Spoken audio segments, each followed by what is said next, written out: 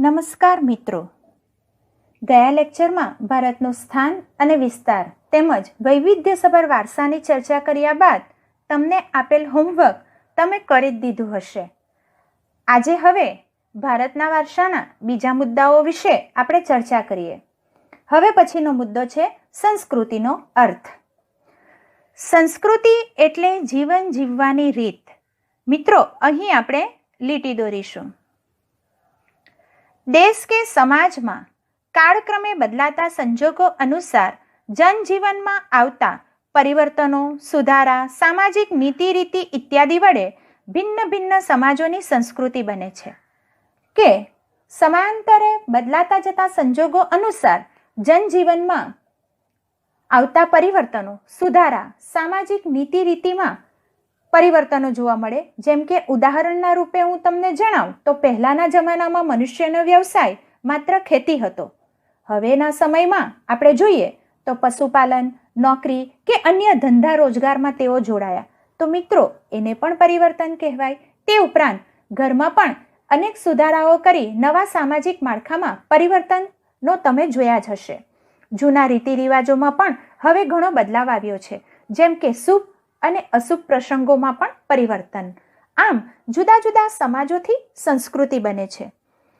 સંસ્કૃતિ એટલે માનવ મનનું ખેડાણ અને તેમાં માનવ સમાજની ટેવો, મૂલ્યો, આચાર વિચાર, ધાર્મિક પરંપરાઓ, રહેણી કરણી અને જીવનને ઉચ્ચતમ ધ્યેય સુધી લઈ જતા આદર્શોનો સરવાળો એટલે સંસ્કૃતિ. મિત્રો, અહીં આપણે લીટી દોરીશું.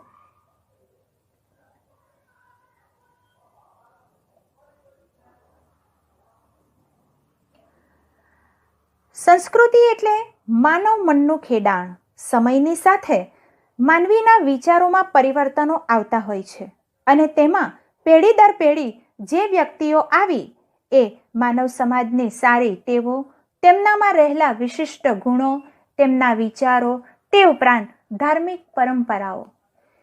તો પરંપરાની વાત કરું તો મિત્રો, તહેવારોના દિવસે તમારા મમ્મી ઘરે અવનવી વાનગીઓ બનાવતા હશે અને તેમાં ખાસ કરીને મકર સંક્રાંતિના દિવસે તલના લાડુ, મમરાના લાડુ, તે ઉપરાંત ગાયને જુવાર, બાફેલી જુવાર ખવડાવવાની પરંપરા.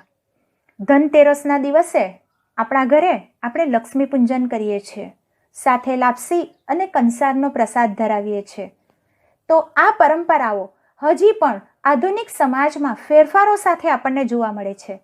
આ ઉપરાંત માનવીની રહેણી કરણી, જીવન ધોરણને ઊંચે લઈ જવા માટેના આદર્શ જીવન પદ્ધતિને સંસ્કૃતિ કહેવાય છે. સંસ્કૃતિ એટલે ગુફાથી ઘર સુધીની યાત્રા. પાષાણ યુગમાં માનવી ભટકતું જીવન જીવતો હતો. ત્યારે હિંસક પશુઓથી બચવા એ પોતે ઝાડ ઉપર રહેતો હતો. અગ્નિની શોધ થતાં તે ગુફામાં રહેતો થયો. ત્યાર પછી તે કાચા મકાનો, નળિયાવાળા મકાનો, છાપરાવાળા મકાનો, પાકા મકાનો અને એ જ માનવી આજે ગગનચુંબી ઇમારતમાં રહેતો થઈ ગયો છે. હવે આ માનવીની ગુફાથી ઘર સુધીની યાત્રા હજારો વર્ષ બાદ પૂર્ણ થઈ અને તે સમયગાળા દરમિયાન માનવીના જીવનમાં તેના વિચારો, તેની રહેણી કરણી, ટેવો, પરંપરાઓમાં ધરખમ ફેરફારો થયા અને ફેરફારોના અંતે માનવીની આધુનિક જીવનશૈલી પણ ઘડાઈ. તો મિત્રો, વિશ્વની પ્રાચીન સંસ્કૃતિની વાત કરું તો તેમાં પ્રથમ ભારતીય સંસ્કૃતિ, હડપ્પીય સંસ્કૃતિ, સિંધુ ખીણની સંસ્કૃતિ, જે સિંધુ અને રાવી નદીને કાંઠે પાંગરી હતી. તે ઉપરાંત વિશ્વની બીજી સંસ્કૃતિની વાતો કરું તો તે પણ નદી કિનારે જ વિકસી હતી.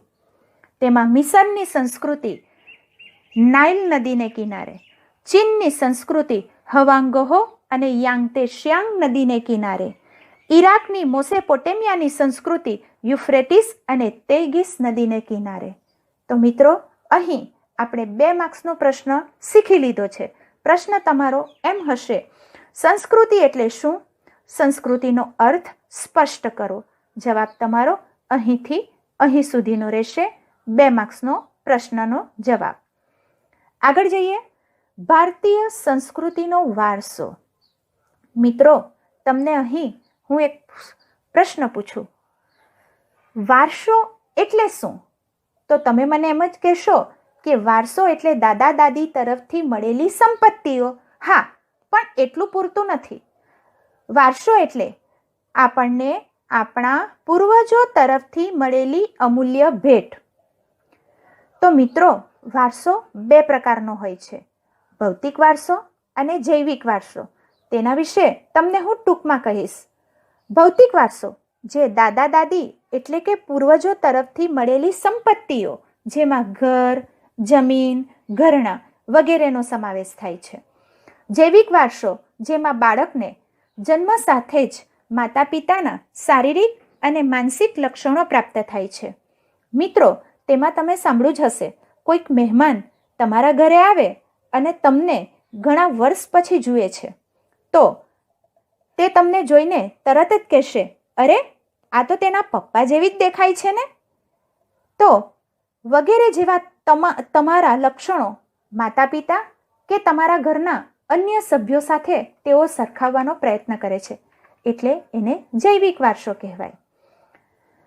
ભારતનો ઇતિહાસ હજારો વર્ષ પુરાણો છે.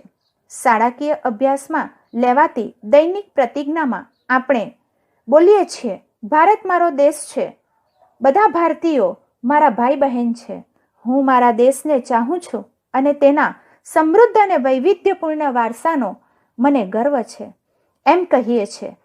આ સમૃદ્ધ વારસો એટલે ભારતનું સમગ્ર વિશ્વને પૂર્ણ માનવ જીવનના રહસ્યનું પ્રદાન એમ કહી શકાય. ભારતના આ વારસાને નીચે દર્શાવેલા બે ભાગમાં વહેંચી શકાય. ભારતનો પ્રાકૃતિક વારસો અને ભારતનો સાંસ્કૃતિક વારસો. પ્રાકૃતિક વારસો એટલે કુદરતી વારસો અને સાંસ્કૃતિક વારસો એટલે માનવ સર્જિત વારસો. તો ભારતનો પ્રાકૃતિક વારસો પ્રકૃતિ, પર્યાવરણ અને માનવ જીવનની વચ્ચેના નિકટતમ સંબંધોનું પરિણામ એટલે પ્રાકૃતિક વારસો. મિત્રો, અહીં આપણે લીટી દોરીશું.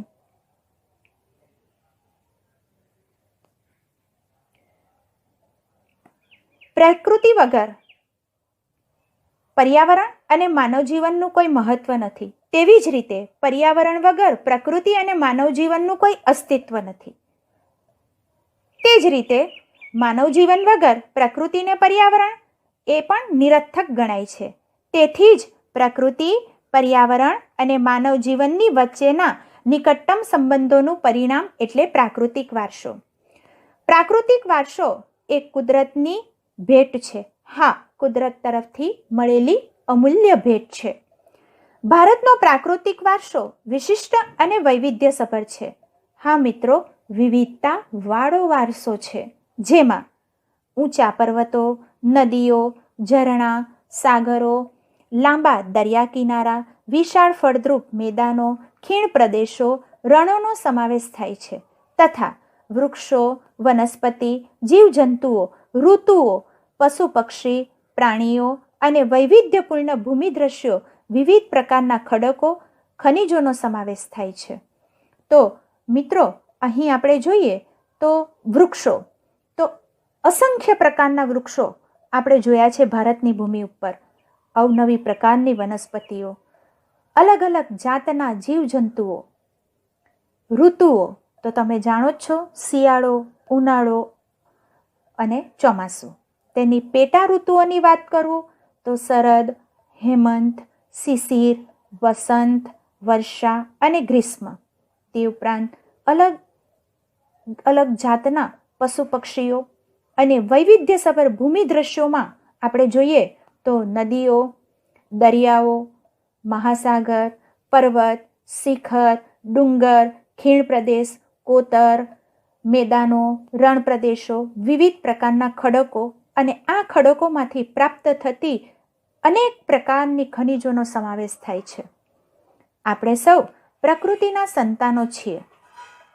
પ્રકૃતિએ આપણી આહાર, પાણી, શુદ્ધ વાયુ તેમજ નિવાસ માટેની લગભગ બધી જ આવશ્યકતાઓ માટે સુંદર વ્યવસ્થા કરી છે. મિત્રો, અહીં આપણે લીટી દોરીશું.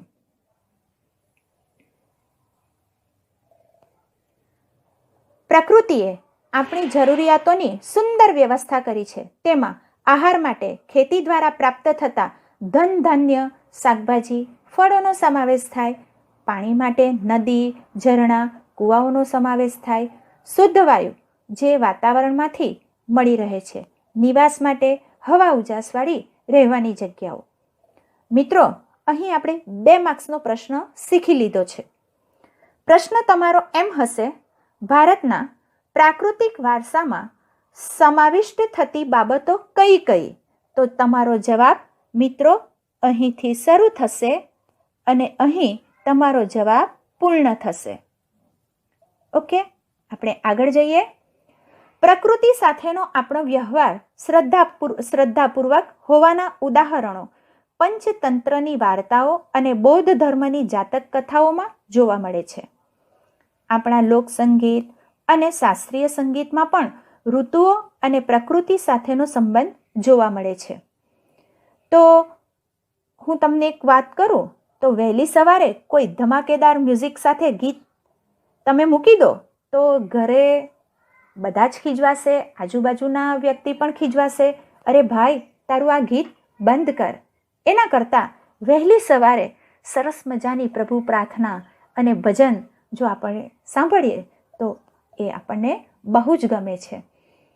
અને દિવસના અલગ અલગ પ્રહર દરમિયાન આપણા સંગીત પણ આપણે અલગ અલગ પ્રકારના પસંદ કરીએ છીએ. આપણા ગીતો, તહેવારો, કવિતાઓ, ચિત્રોમાં પ્રકૃતિ અને ઋતુચક્રનું નિરૂપણ જોવા મળે છે.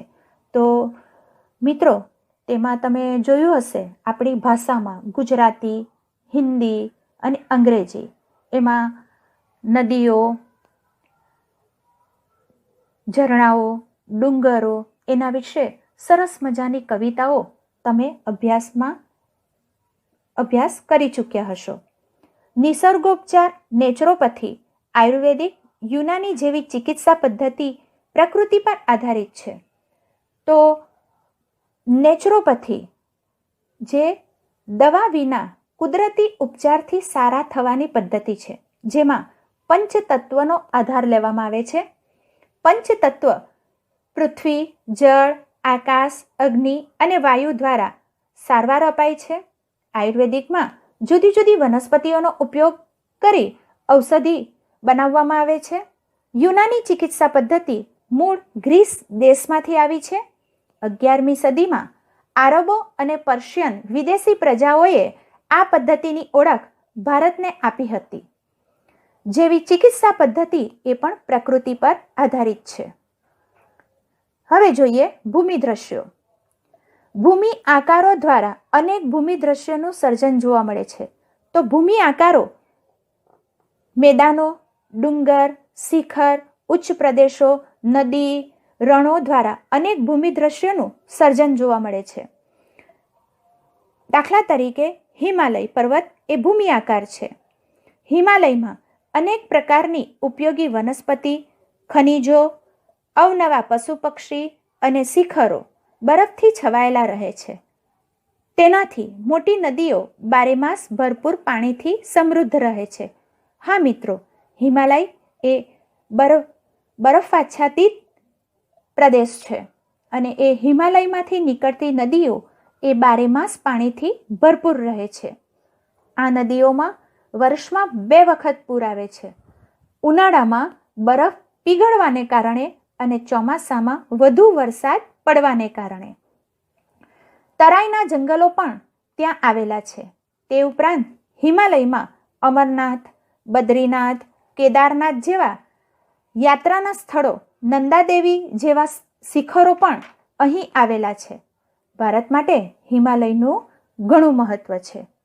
તો શું નદીઓ?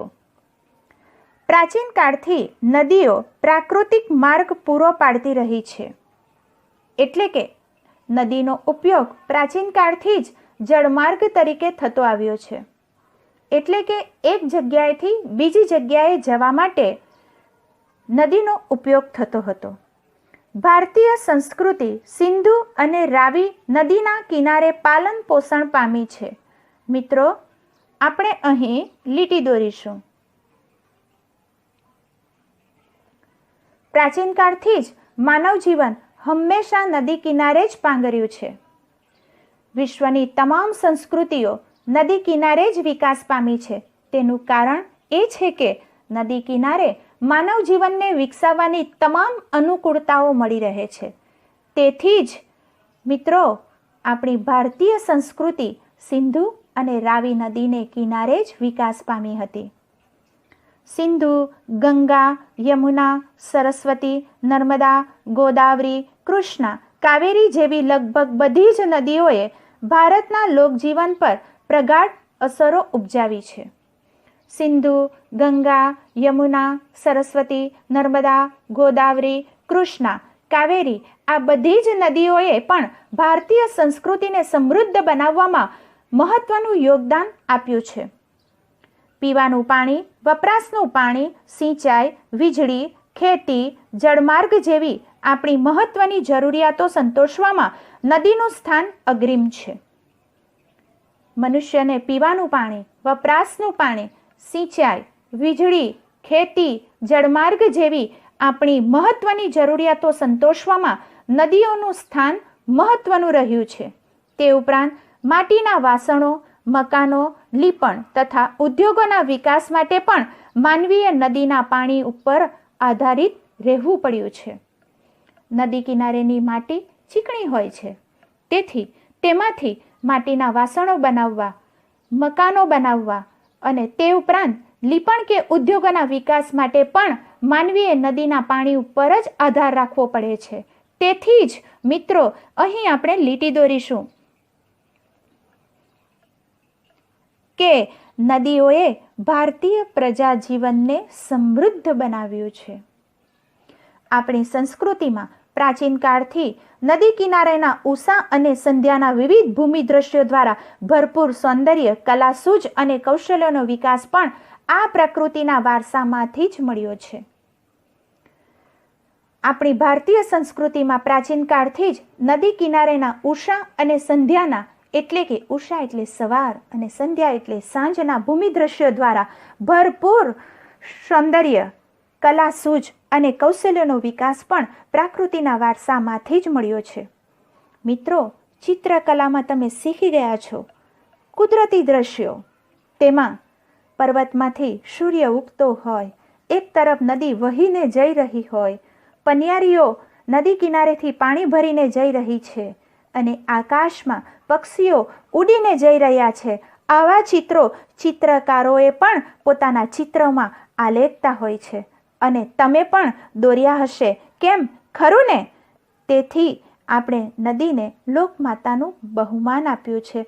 મિત્રો, અહીં આપણે લીટી દોરીશું. મિત્રો, તમે અહીં 2 માર્ક્સનો પ્રશ્ન શીખી લીધો છે. પ્રશ્ન તમને 2 અલગ અલગ રીતે પૂછી શકાશે. પહેલો પ્રશ્ન એમ હશે, નદીઓએ ભારતીય પ્રજાજીવનને સમૃદ્ધ બનાવ્યું છે એવું શા પરથી કહી શકાય? બીજો પ્રશ્ન, આપણે નદીને લોકમાતાનું બહુમાન આપ્યું છે, વિધાન સ્પષ્ટ કરો. બંનેનો જવાબ એક જ રહેશે, અહીંથી અહીં સુધીનો રહેશે. હવે જોઈએ વનસ્પતિ જીવન.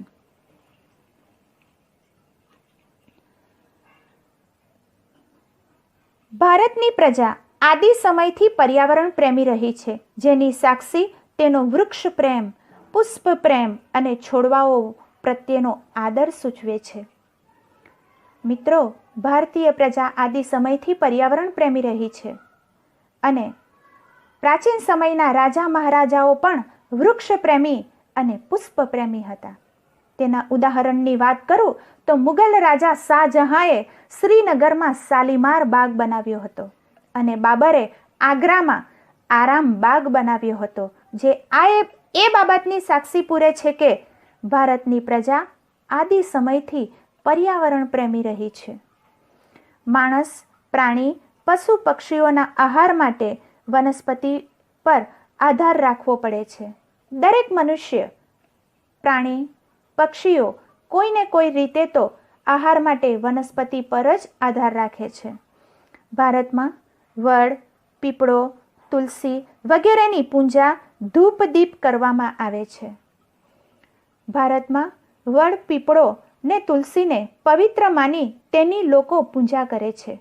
તો મિત્રો, તમને ખબર જ હશે કે ભારતમાં સૌભાગ્યવતી સ્ત્રી પોતાના પતિના લાંબા આયુષ્ય માટે તેઓ વડ સાવિત્રીનું વ્રત કરે છે. તે દિવસે બહેનો ઉપવાસ કરી વડનું પૂજન કરે છે.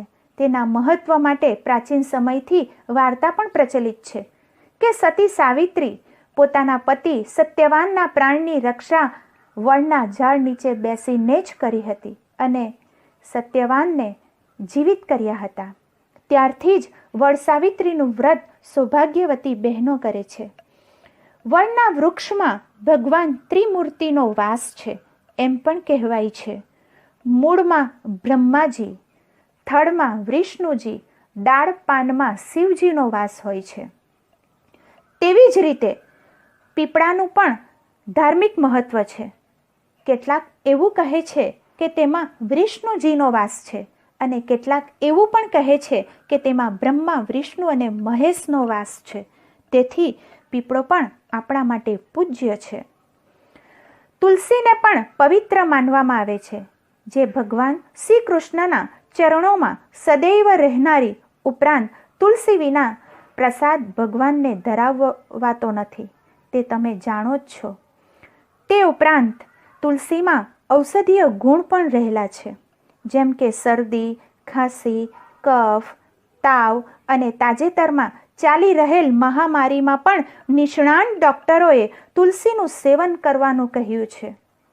સાથે વિદ્યાર્થી મિત્રો, આયુર્વેદિકમાં પણ એમ કહેવાયું છે કે દરરોજ તુલસીના 5 પાન ખાવાથી યાદશક્તિમાં પણ વધારો થાય છે ને રોગ પ્રતિકારક શક્તિ પણ આપણી જળવાઈ રહે છે.